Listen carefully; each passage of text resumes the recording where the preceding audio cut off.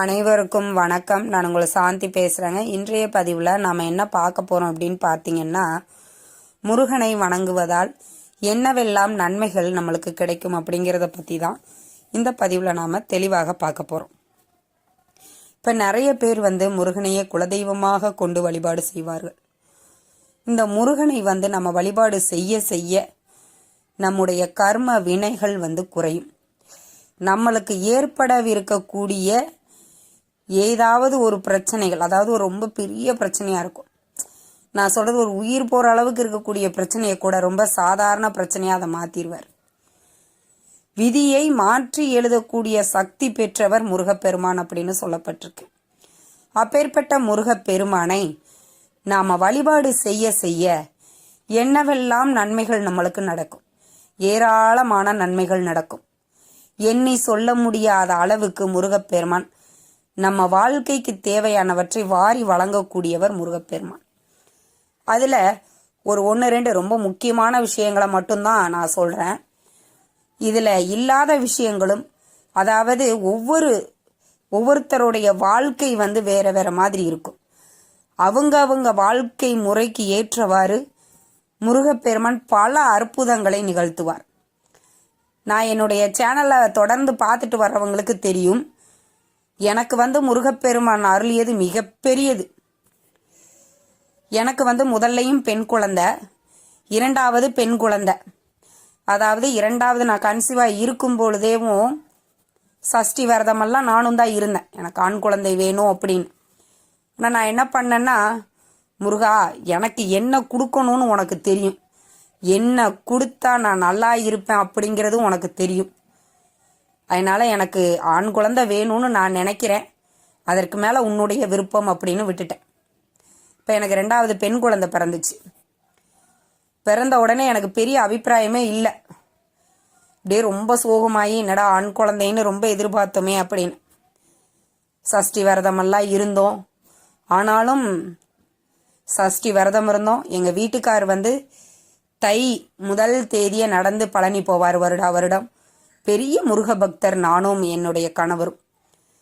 ஆக இப்படி இருக்கும் பொழுது முருகனை ரொம்ப நம்பினேனே, எனக்கு இப்படி பெண் குழந்தை பிறந்துருச்சே அப்படின்னு ரொம்ப வருத்தப்பட்டுக்கிட்டு இருந்த டைமில் எங்கள் பாப்பாவுக்கு பேர் வைக்கணும் அப்படின்னு ஜாதகக்காரங்க கிட்ட போனோம். அப்போ அந்த ஜாதகக்காரர் பார்த்துட்டு, உங்களுக்கு 2வது ஆண் குழந்தை தான் பிறந்திருக்கணும், ஆனால் பெண் குழந்தையாக பிறந்திருக்கும் அப்படின்னு சொன்னார். அப்போ ஆண் குழந்தையாக பிறந்திருந்தால் உங்களுடைய குடும்ப ஆண் வாரிசுகளில் ஒரு உயிர் போயிருக்கும், உங்களுக்கு முன்னோர்கள் சாபம் இருக்குது, இந்த குழந்தை உங்களுக்கு ஒரு குடையாக இருந்து உங்கள் குடும்பத்தில் அனைவரையும் காப்பாற்ற பிறந்தவள்னு சொன்னாங்க. எப்போவுமே ஜாதகக்காரங்க சொல்லும்போது கொஞ்சம் ஏற்றி சொல்லுவாங்க, ஆனால் அவர் ஒருத்தர் மட்டும் இல்லை. நான் இன்னைக்கு வரைக்கும் என்னுடைய ஜாதகத்தை பார்க்குற எல்லாருமே நாங்கள் இதை நம்பலை. ஒரு 3-4 பேர்கிட்ட போய் கேட்டோம், ஆனாலும் அவங்களும் அதே பதில தான் சொன்னாங்க. இன்னைக்கு வரைக்கும் அதை தான் சொல்லிட்டு இருக்கிறாங்க. அப்போ தான் எனக்கு உணர்ந்தது, முருகா எதை கொடுத்தா நான் நல்லா இருப்பேன்னு நினைக்கிறியோ அதை கொடுன்னேன், அதனால தான் நீ எனக்கு பெண் குழந்தைய கொடுத்தியா அப்படின்னு சொல்கிறப்ப, இப்போ நான் உங்ககிட்ட பகிர்ந்துக்கிட்டு இருக்கிறப்ப கூட என்னுடைய உடம்பெல்லாம் மெய் சிலிர்க்கிறது. அப்படி முருகனுடைய அருள் மிகப்பெரியது.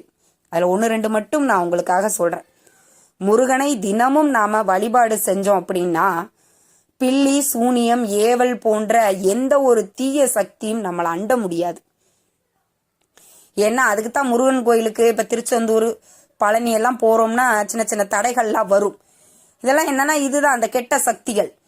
இவங்க முருகன் கிட்ட போயிட்டாங்கன்னா இவங்களை நம்ம எதுவுமே செய்ய முடியாது அப்படின்னு அவங்க தான் சில தடைகளை உண்டு பண்ணும்.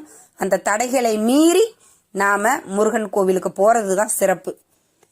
பாம்பு, பிசாசு, கொடிய பூதங்கள், வெள்ளம் மற்றும் எந்த ஒரு மூலமாகவும் நம்மளுக்கு ஏற்படக்கூடிய பிரச்சனைகள் அனைத்தையும் முருகப்பெருமான் தடுத்து விடுவார். முருக பக்தர்கள் பக்கம் கூட நெருங்க முடியாது அப்படின்னு சொல்லப்பட்டிருக்கு. அதே மாதிரி கொடிய நோயால் ரொம்ப வாடி வதங்கி முருகனுடைய பக்தர்கள் இருக்க மாட்டாங்க. எவ்வளவு பெரிய கொடிய நோயாக இருந்தாலும் அதை விடுவித்து பக்தர்களின் மனதில் இருந்து மரண பயத்தை விரட்டக்கூடிய தன்மை முருகனுக்கு உண்டு. அது எவ்வளவு பெரிய கொடிய நோயாக இருந்தாலும் சரி, அவங்க மனசில் இருக்கக்கூடிய மரண பயத்தை போக்கி அவங்க வாழ்க்கையில் முன்னேறுவதற்கு ஒரு அற்புதமான வழியை காட்டுவார் முருகப்பெருமான். அதே மாதிரி முருகனை நாம் வழிபாடு செய்ய செய்ய முற்பிறவியிலும் இப்பிறவியிலும் தெரிந்தும் தெரியாமலும் நாம் செய்த கர்ம வினைகள் அனைத்தையும் முருகப்பெருமான் நீக்குவார். நம்முடைய கர்ம வினைகள் குறையணும் அப்படின்னாலே கண்டிப்பாக நம்ம என்ன பண்ணணும், முருகப்பெருமானை தான் வழிபாடு செய்யணும்.